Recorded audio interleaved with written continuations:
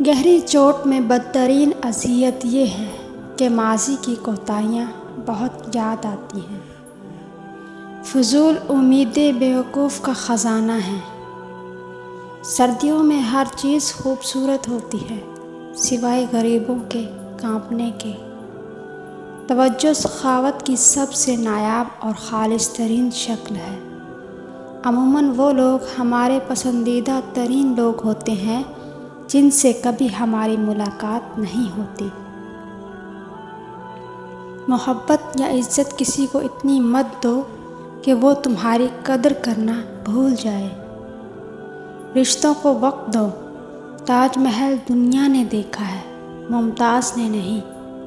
زندگی میں کسی بھی انسان کو اتنا قریب مت کرو کہ وہ آپ کو معمولی سمجھنے لگے۔ وقت آپ کو بتا دیتا ہے کہ لوگ کیا تھے اور آپ کیا سمجھتے تھے۔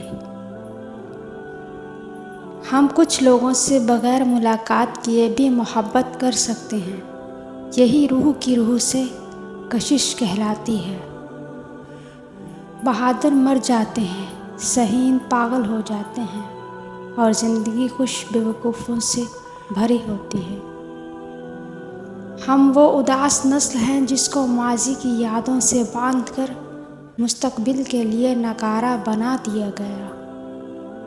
انسان جتنا زیادہ بیوقوف ہوتا ہے اس کی جلدی سو جانے کی صلاحیت اتنی ہی مضبوط ہوتی ہے۔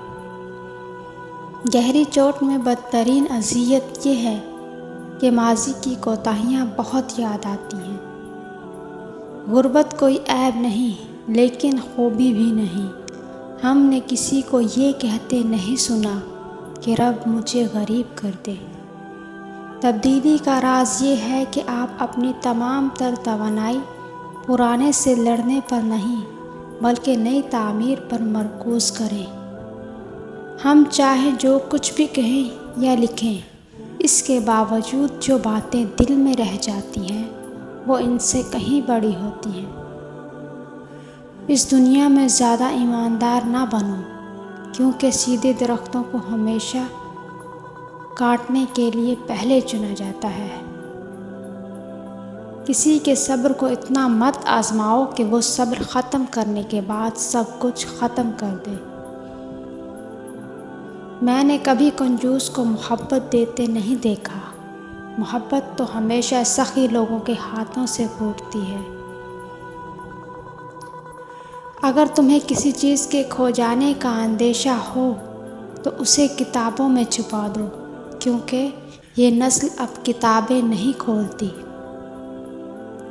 ایک عربی کہاوت ہے کہ ایک وقت ایسا بھی آئے گا کہ تمہیں دل کی خوشی صرف لوگوں سے کنارہ کش رہنے میں ہی ملے گی۔